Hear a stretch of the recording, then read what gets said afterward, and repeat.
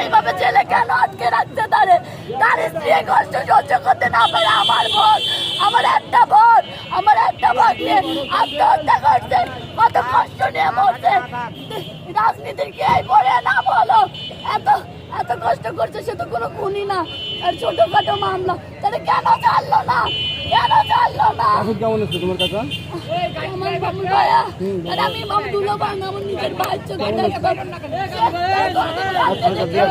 তাই কোনোদিন জানতে ভাই যে মারা গেছে সে হচ্ছে আমার ভাস্তি, আর তার একটা মাত্র ছেলে শেহজাদ। ওরা গতকালকে দুপুর 1:30টার সময় ঢাকা বাসায় দুজনেই আত্মহত্যা করছে, এতটুকু আমরা জানি। পোস্টমর্টম করা হয়েছে এটা পরে লোকমুখে জানি। এটা একটু জানি। আজকে আপনার পোস্টমর্টম করা হয়েছে, এটা পিবিআই বা যাদের কাজ এটা তারা এটা করবে। তবে মানবতা জিনিসটা এখন আসলে নাই দেশে। কারণ একটা দেশে রাজনীতি যে কেউ করতেই পারে, কিন্তু এই রাজনীতির কারণে অনেকগুলো পরিবার নষ্ট হয়ে যাচ্ছে। সেক্ষেত্রে আমরা পরিবার থেকে চাইছিলাম যে তাকে প্যারোলে মুক্তি দিয়ে অ্যাটলিস্ট তাকে জানাজায় অংশগ্রহণ করে সে তার বউ বাচ্চাকে দেখুক। এবং তার সবচেয়ে বড় আক্ষেপ ছিল সে গত 11 মাস আগে অ্যারেস্ট হয়েছিল, এবং যখন সে অ্যারেস্ট হয়েছিল তার 2 মাস পরে তার বাচ্চা হয়েছে।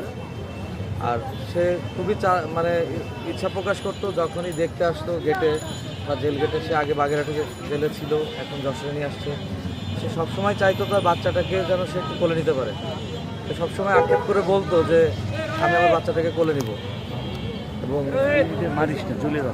একটা চিঠিও লিখছিল লাস্ট, আপনারা হয়তো দেখছেন অনেকে ফেসবুকের কল্যাণে বা গণমাধ্যমের কল্যাণে দেখছেন, যে একটা লাস্টের একটা চিঠি ছিল, সেটাতে লাস্ট কথাটা ছিল তার ওয়াইফের উদ্দেশ্যে যে আমার মারে দেখে রাখিস, আর আমার বাচ্চাটাকে কোলে নিতে পারলাম না, এটা আমার খুব কষ্ট লাগে। তো সে তার বাচ্চাটাকে আর জীবন্ত কোলে নিতে পারলো না। আচ্ছা, পেরোলে আপনারা আবেদন কখন করছিলেন, আর হচ্ছে এটা নাকচ হওয়ার কোনো কারণ আপনারা জানতে পারছেন? এটার ব্যাপারে হচ্ছে ওই আমার যে ভাই আছে, বড় ভাই, ওনার মেয়ের বাবা, ওনারা এটা কীভাবে কী করছে আমি অ্যাকচুয়ালি মানে সঠিক তথ্যটা জানি না।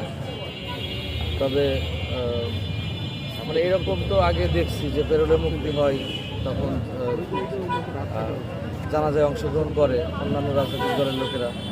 এবার এখন তো এটা আর দেখলাম না, বা আমি জানিও না এ ব্যাপারে, সঠিক তথ্যটা জানি না। আপনার নাম? আমার নাম আছে। আপনি কি হন? আমি মেয়ের চাচা।